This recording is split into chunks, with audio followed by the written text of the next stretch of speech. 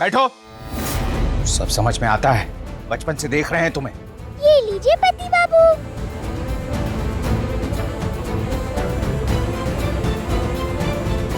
ये खीर तुमने लाई है ना?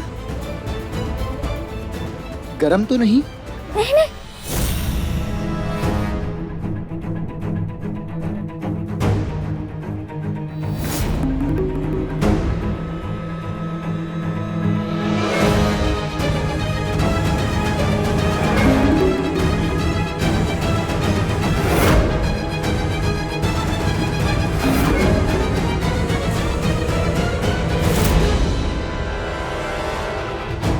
अरे वही रुक। इधर पूरा पानी पानी हो रखा है। रुक। क्या चाहिए? खीर। अच्छा ये रुक, मैं लाके देती हूँ अंदर से।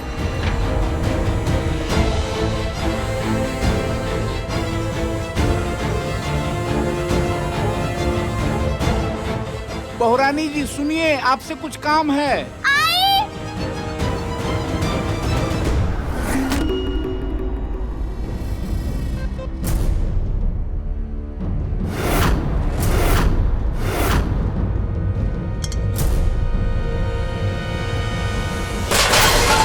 अरे ये कैसे गिरा?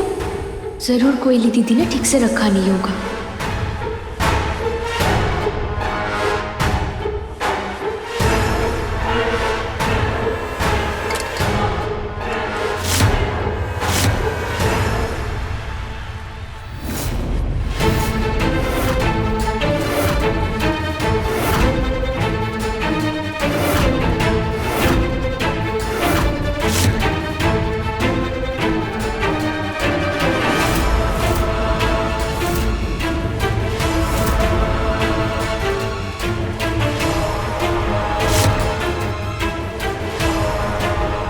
ये लो।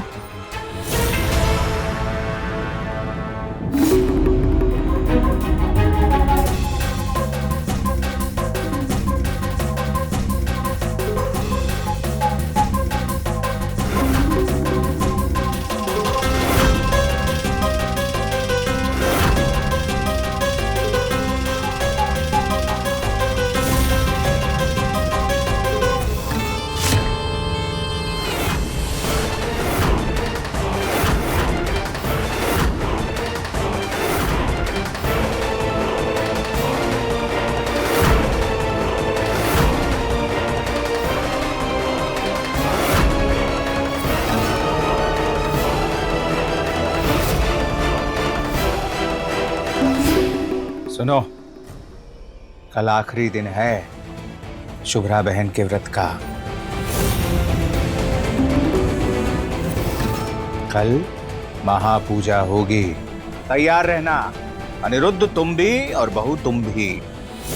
और महापूजा में कोई अपशगुन ना आए, कोई विघ्न ना आए, वो बर्दाश्त है क्या हमें?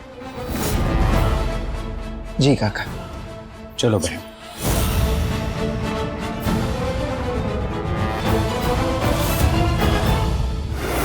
कल महापूजा में कोई कमी नहीं रहनी चाहिए।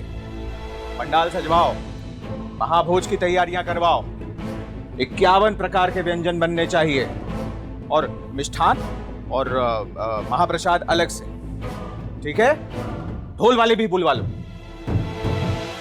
पूजा के मंत्रोच्चार की गूंज पूरे तुलसीपुर में गूंजनी चाहिए, क्योंकि कल की पूजा के संपन्न होने के बाद शुभ्रा बहन का व्रत भी पूरा हो जाएगा और हमारे अनिरुद्ध पर से जान का खतरा भी हमेशा के लिए टल जाएगा।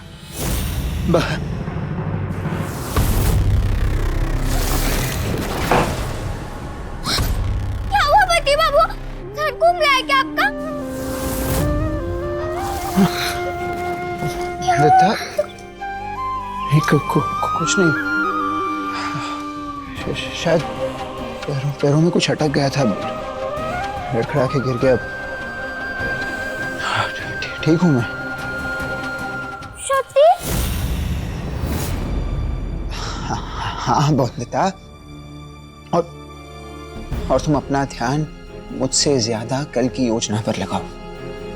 कल की महापूजा में उस लड़की का कुछ बड़ा करने की योजना जरूर होगी। नजर रखनी होगी उस पर। ठीक है पति बाबू, मैं हर पल नजर रखूंगी उस पर, उसके हर काम पे, उसकी हर बात पे ध्यान रखूंगी पूरा, उसके एक एक शब्द को अच्छे से तोलूंगी। अगर उसने छोटी सी भी गलती की ना, तो पकड़ने की कोशिश करूंगी उस गलती को। हाँ बॉन्दिता, बिल्कुल एक बैरिस्टर की तरह। बैरिस्टर बॉन्दिता। लेकिन बॉन्दिता, हमें सबूत भी जुटाने होंगे। कल जब काका, वो लड़की और बाकी सारे लोग बाहर उत्सव मना रहे होंगे, हम उस लड़की के कमरे में जाएंगे, उसके कमरे की तलाशी लेंगे और जानने की कोशिश करेंगे कि आखिर माँ के बारे में वो इतना कुछ कैसे जानती है। हाँ पति बाबू।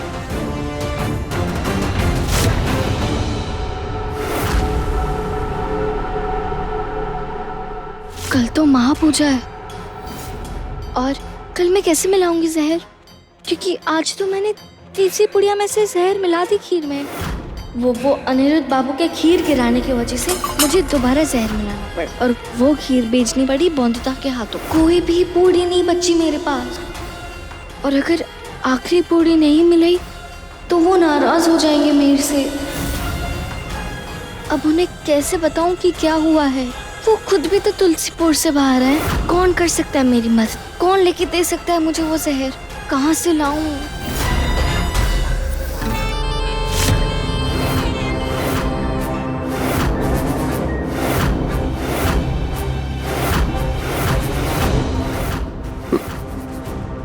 मुंशी तो गया है वृंदावन।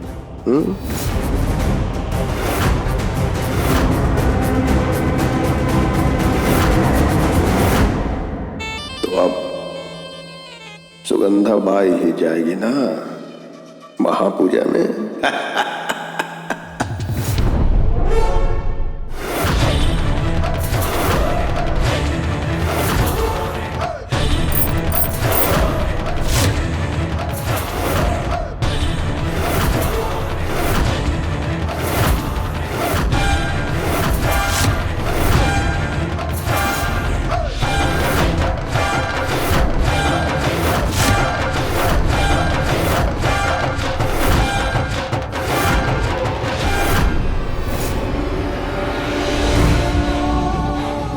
और अब सुगंधा बन के ही जाना पड़ेगा ना कल महापूजा में। बहुत बुद्धिमान बन रहे थे ना अनिरुद्ध बाबू, होशियारी कर रहे थे। पर आपको क्या लगता है अनिरुद्ध बाबू, मुझे नहीं पता मुझे वृंदावन क्यों भेज रहे थे? मालकिन की लिखी, रोज की लिखी डायरी और पत्रों के बारे में पूछताछ करने के लिए ही ना। पर आपके हाथ सिर्फ खाक ही लगेगा अनिरुद्ध बाबू, क्योंकि सब यही जानते हैं कि मालकिन की इच्छा अनुसार उनकी लिखी सारी डायरी और पत्र उनके साथ ही जला दिए गए हैं। पर कोई ये नहीं जानता कि उनकी लिखी सारी डायरी और पत्र को मैंने छुपा के अपने पास रख लिया था, क्योंकि मुंशी हूँ। मैं जानता था कि वो सारे डायरी और पत्र कभी न कभी मेरे कोई न कोई काम जरूर आएंगे। और देखो देखो आज कितना काम आ रहे हैं। अगर वो सारे डायरी और पत्र मेरे पास नहीं होते तो क्या मैं इतना बड़ा चक्रव्यूह रच पाता? नहीं ना। लेकिन अब उसी डायरी का पूरा फायदा उठाना है। कल तुम पर आखिरी बार करना है अनिरुद्ध बाबू, और ये काम मैं उस लड़की के ऊपर पूरी तरह से भरोसा करके नहीं छोड़ सकता। रॉय चौधरियों ने मुझसे मेरा बेटा छीना है। कल तुम लोगों से तुम्हारा बेटा छीनूंगा रॉय चौधरियों, तब कहीं जाकर मेरा बदला पूरा होगा। कल तुम्हें मरना होगा अनिरुद्ध रॉय चौधरी। क्योंकि जब तक मैं बेटे के बदले बेटा नहीं ले लेता मुझे चैन नहीं आएगा। कल महापूजा नहीं होगी हवेली में, क्योंकि कल होगा महाविनाश। महाविनाश।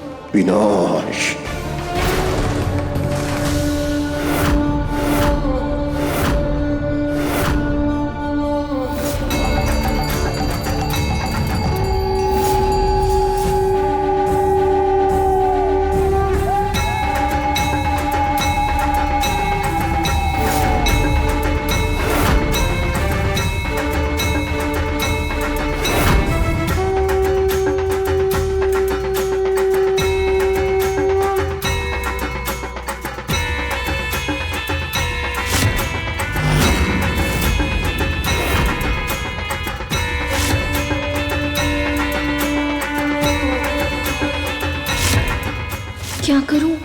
कहाँ से मदद लूं उनकी? जहर भी खत्म हो गया है। अगर काम पूरा नहीं हुआ तो वो बहुत नाराज हो जाएंगे।